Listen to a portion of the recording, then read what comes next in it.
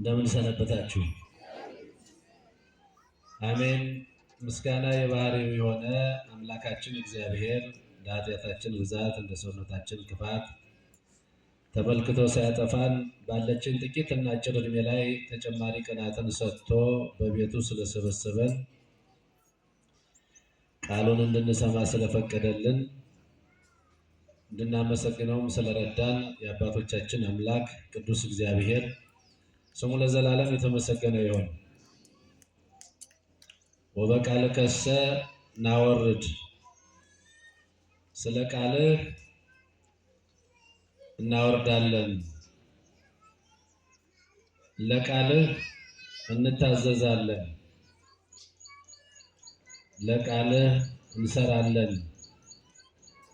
የዮሐንስ ወንጌል ምዕራፍ 21 ላይ በቅዳሴው ሰዓት ሲነበብልን እንደነበረው የተነበበልን የወንጌል ክፍል ነው።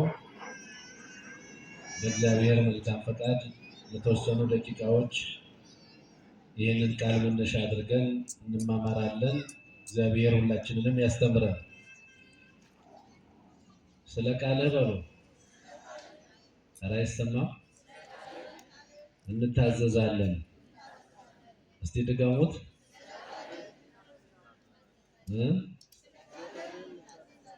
ለቃልህ እንታዘዛለን። ቅዱሳን ሐዋርያት ናቸው እንደዚህ ያሉት። ለቃልህ፣ ስለ ቃልህ፣ በቃልህ እንታዘዛለን የሚል ምላሽ ለአምላካችን እና ለመድኃኒታችን ለኢየሱስ ክርስቶስ ሰጥተዋል። እንግዲህ ይህ ዘመነ ፋሲካ የሚባለው ከትንሣኤ ውጭ ሌላ መነጋገሪያ ቋንቋ የለውም። ቀላል ስላልሆነ ስለ ትንሣኤው ነው የምናወራ። በትንሣኤ ወቅት ስለሰራው ስራ ነው የምናወራ የምንነጋገር እና በዛሬው እንደገና አምላካችን መድኃኒታችን ኢየሱስ ክርስቶስ ለሐዋርያት በጥብርያዶስ ባህር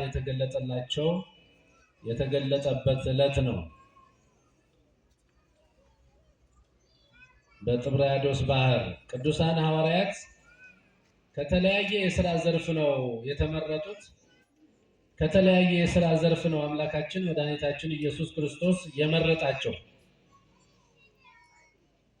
ከተለያየ የሥራ ዘርፍ ማለት ከአምስት የሥራ ዘርፍ ነው የጠራቸው።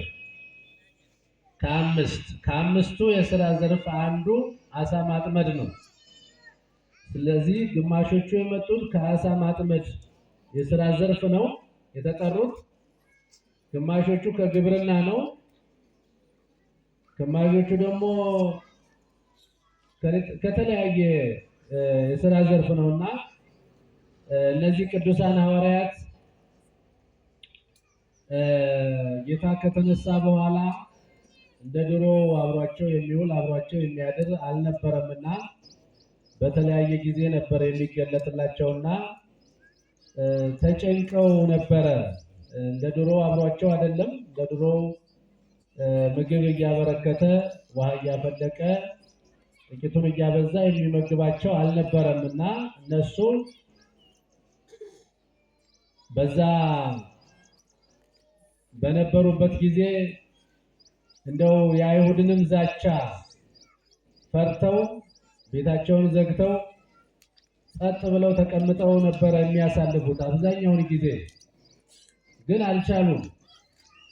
በዛሬው ቀን ከሐዋርያት መካከል ከአሳ ማጥመድ ስራ የተጠራው ቅዱስ ጴጥሮስ ወንድሞቹን ወይም ሐዋርያትን እንዲህ አላቸው። እኔ ተቀምጬ ዝም ብዬ አልደነዝዝም አለ። እኔ ስራ ፈትቼ ደንዝዤ አልቀመጥም። በቃ አሁን ጌታ እንደድሮ ከኛ ጋር ካልሆነ ካላስተማረን ወደ ድሮ ስራዬ እመለሳለሁ፣ ወደ አሳ ማጥመድ እሄዳለሁ፣ በቃ ልሄድ ነው አላቸው ጓደኞቹን። ከዛ ቅዱሳን ሐዋርያትም አንተ ከሄድክማ እኛም አብረን እንሄዳለን፣ እኛስ ስራ ፈተን ምን እናደርጋለን? ካንተ ጋር ሄደን አሳ እናጠምዳለን አሉና ሁሉም ተነስተው ወደ ጥብርያዶስ ባህር ሄዱ ይላል። ወዴት ሄዱ? ንገሩኝ እንጂ ወደ ወንዙ ሄዱ፣ ወደ ባህሩ ሄዱ።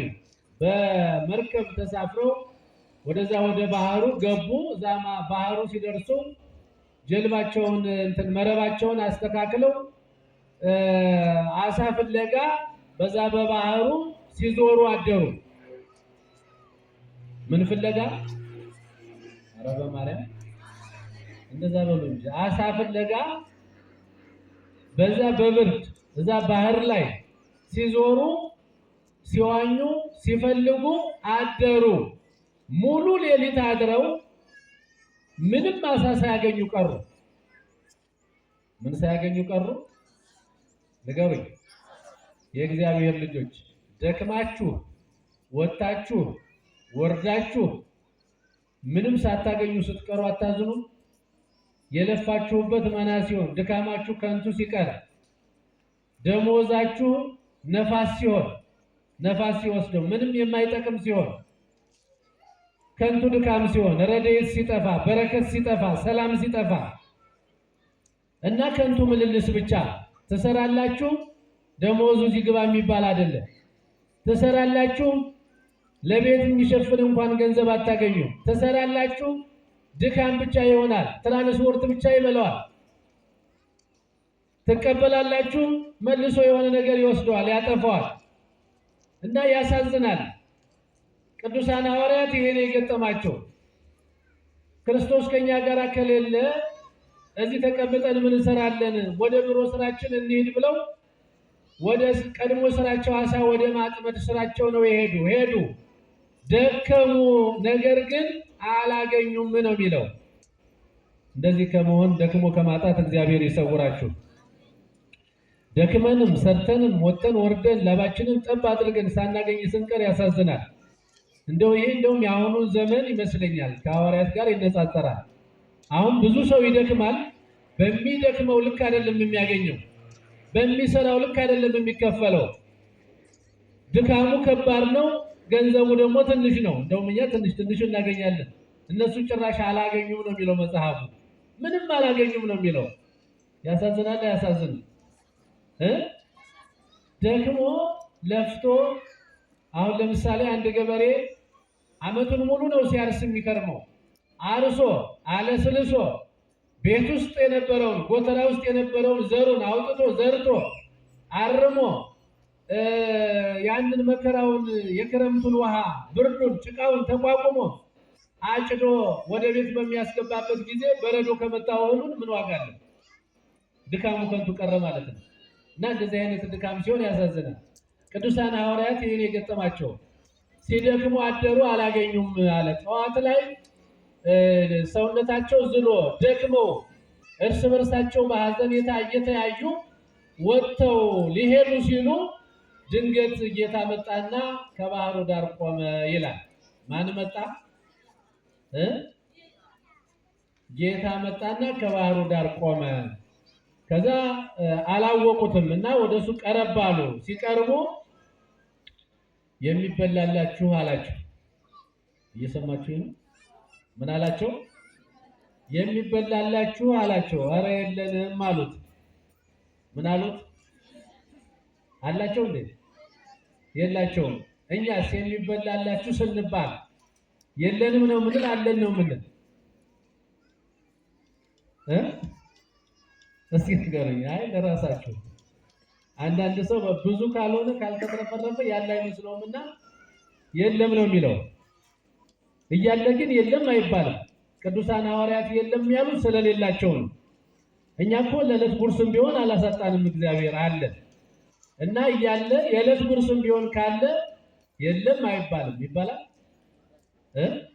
አይባልም። የለም ካልንባ ጭራሽ ያጠፋ ነው ማለት ነው። እነሱ ጨርሶ ስለሌላቸው ስላላገኙ ነው።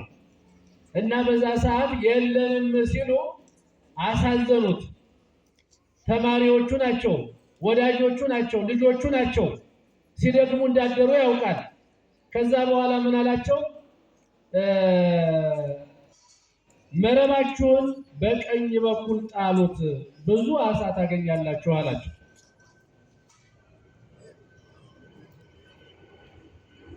መረባችሁን በቀኝ በኩል ጣሉት፣ ብዙ ዓሣ ምን ትላላችሁ ታገኛላችሁ አላቸው። የትምህርታችን ርዕስ ምንድን ነበር?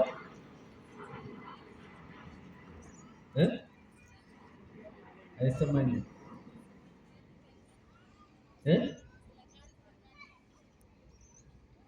ስለ ቃልህ እናወርዳለን ወይም ለቃልህ እንታዘዛለን።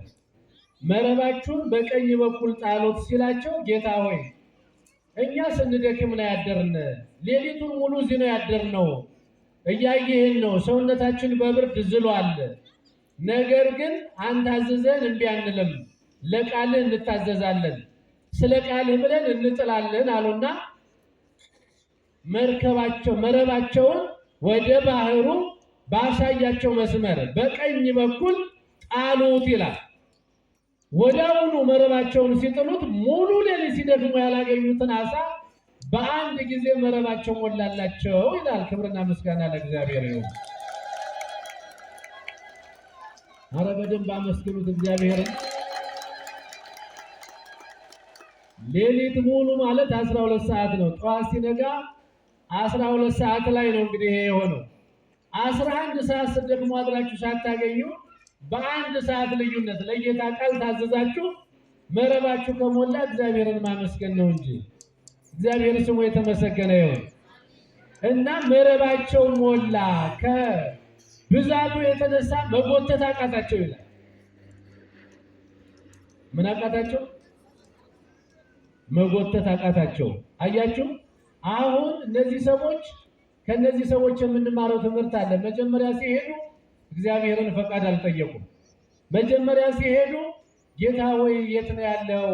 እባክህን ልንሰራ ነው፣ ፍቀድልን፣ ስራችንን ባርክልን፣ እኛ እዚህ ከምንቀመጥ ብንሰራ ይሻላል፣ ስለዚህ የምንሰራውን አንተ ባርከው አላሉ። በጉልበታቸው ወደ ድሮ ስራቸው ተመልሰው በራሳቸው መንገድ ነው የሄዱ።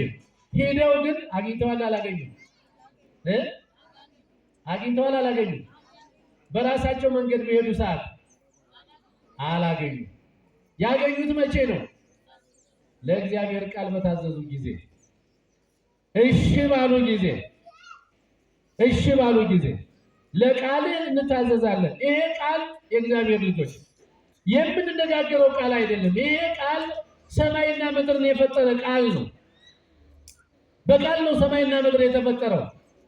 ይሄ ቃል እኔና እናንተን በቃሉ እንድንኖር ያደረገ ነው እግዚአብሔር። ይሄ ቃል ዓለማትን ሁሉ ያስገኘ ነው።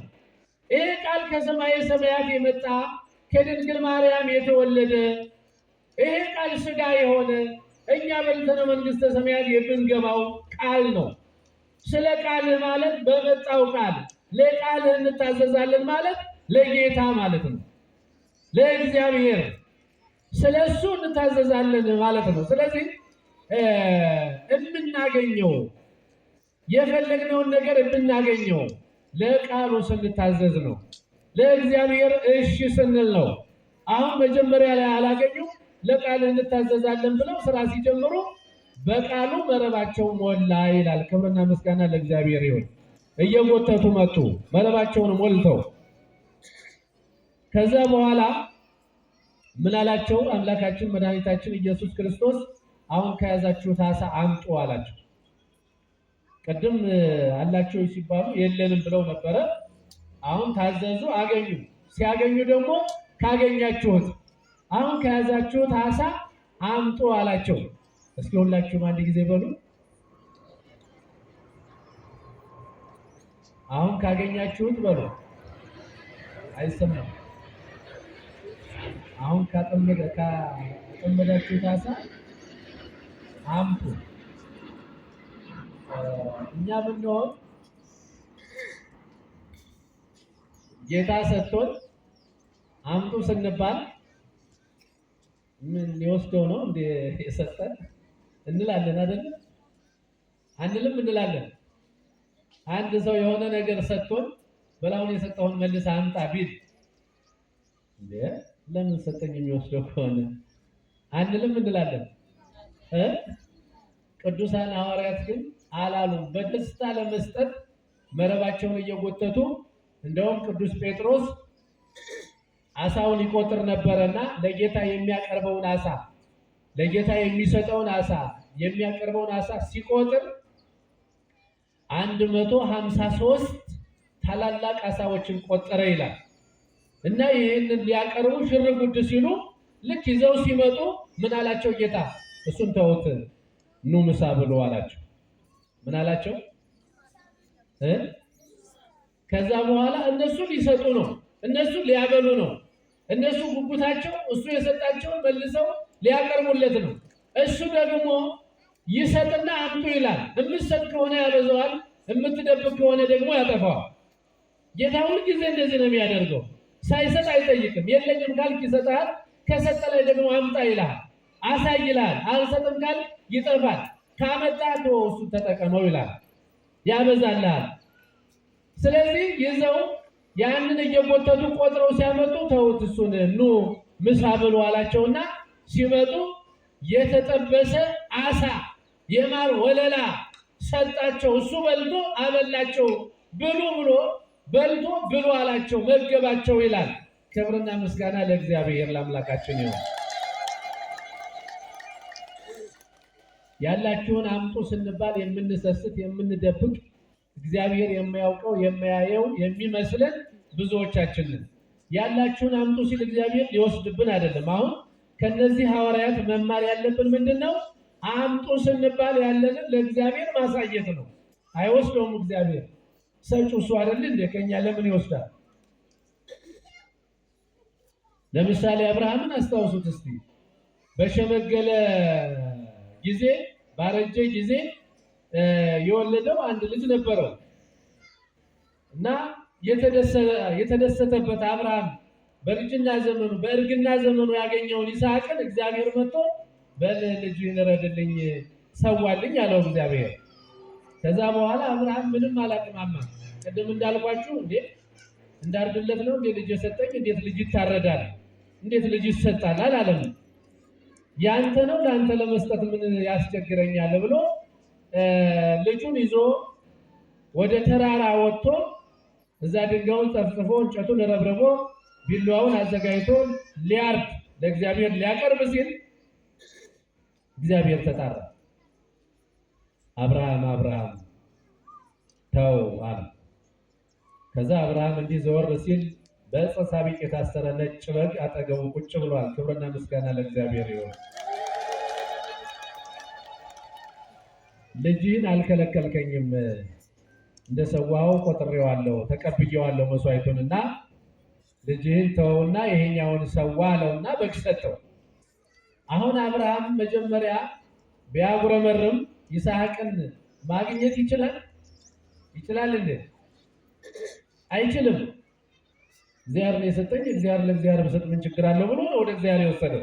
እግዚአብሔር ግን ስለወሰደው ቁርጥ ሕሊናውን አይቶ ይስሐቅን እንዲያርደው አልፈቀደለትም እና ቅዱሳን ሐዋርያትም በዚያ በባህር ውስጥ ሲሰቃዩ አድረው ማጣታቸው አሳዝኖት ተገኝቶ ሰጥቷቸው አስገኝቶላቸው ያስገኘላቸውን ደግሞ ሊባርክላቸው በሉ አሁን ካገኛችሁት አሳ አምጡ አላቸው። እነሱ ለመስጠት ሲጓጉ ያላቸውን አሳ ሲቆጥሩ በሉ ተውት፣ ኑ ያዘጋጀሁላችሁ ምሳ አለ ይህንን ብሉ አላቸው። ክብርና ምስጋና ለእግዚአብሔር ይሁን። ከዚህ የምንማረው እግዚአብሔር እንደሚሰጥ እንጂ እንደማይወስድ ነው። እግዚአብሔር እንደሚሰጥ እንጂ እንደማይወስድ ነው የምንማረው። አምጡ ይላል፣ ስናመጣ ሌላ ያዘጋጃል እግዚአብሔር። ሌላ የምንመገበው ያዘጋጃል። ይሄ ምድራዊ ህብስት በልተነው ጠጥተነው እዚህ የሚያልፍ አይደለም። ሰማያዊ ህብስት የመጣበትን እንድናውቅ ይሄ እንደውም ምን አላቸው ቅዱሳን ሐዋርያትን? እስከ ዓለም ፍጻሜ ድረስ ለዚህ ነገር እናንተ ምስክሮች ናቸው አላቸው። ለዚህ ለበሉት ለጠጡት ያበላቸው ያጠጣቸው ቅዱስ ሥጋውን ክቡር ደሙን ነው። ቅዱስ ሥጋውን ክቡር ደሙን። አሁን ሁልጊዜ እንደምላችሁ ከመንግስተ ሰማያት ወይም ከገነት የወጣን አትብሎ የተባልነውን በልተን ነው። አትብሎ የተባልነውን በልተን ነው። ወደ ገነት ለመግባት ደግሞ በልተን እንድንገባ ነው ያደረገው። እግዚአብሔር አምላካችን ዓለምን ከፈጠረበት ጥበቡ ይልቅ ዓለምን ያዳነበት ጥበቡ ይበልጣል የሚሉት አባቶቻችን በዚህ ምክንያት ነው።